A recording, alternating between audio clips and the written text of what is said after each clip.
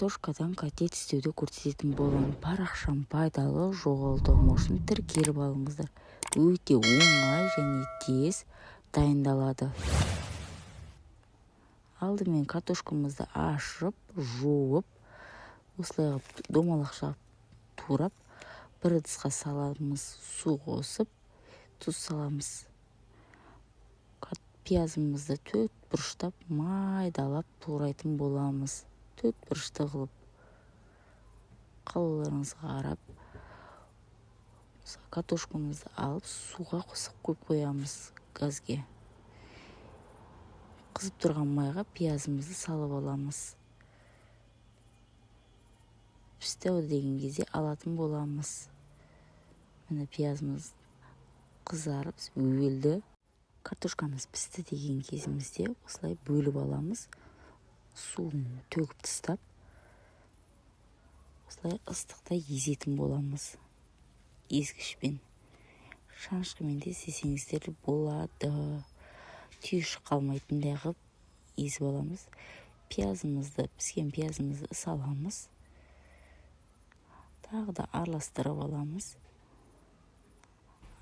Мен бәңгілеп қосқан кезде, суға қосқан кезде тұзды көптеу қылып саған ем. Тұз салмаймын. Бірақ қарабұрышты саламын. Қарабұрышты салып, тағы да араластырып аламыз.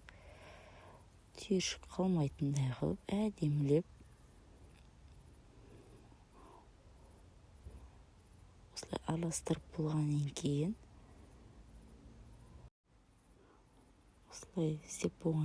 укропымызды майдалап, 4 бұрыштап майдалап кесетін боламыз. Дәм беру үшін қалауларыңызға қарап қоспасаңыздар да болады. Бізде үйдегілер ұнады.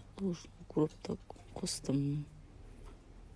Балдарыңыз жемейтін болса, қоспасаңыздар да болады. Кейін бір жұмыртқаны қосатын боламыз. Жұмыртқаны қосып, 2 қолымызды батырып алып, ұнға осылай домалақ қылып, не боламыз? Домалаққа шеңберге келтіріп аламыз. Әдемі көрінеді. Аса тілдерге, қонаққа ұсынсаңыздар да болады. Мен көбінесе таңғы асқа дайындаймын.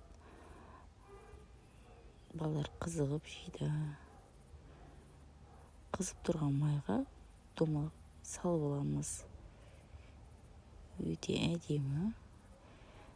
Бұл картошка піскен картошка болғаннан кейін, бұл картошка тез пісіп қалады. 2 жағы піссе болды, ала берсеңіздер болады. Қараңыздар. Әдемі бұл пісет қызарды деген кезде алып алсаңыздар болады. Ыстықта жеген бәрібір тәтті болады.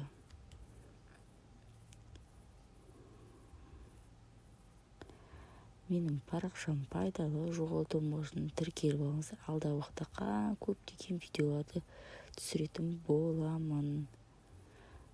Ас болсын, осындай салфетка қойсаңыздар, салфетка майды алады.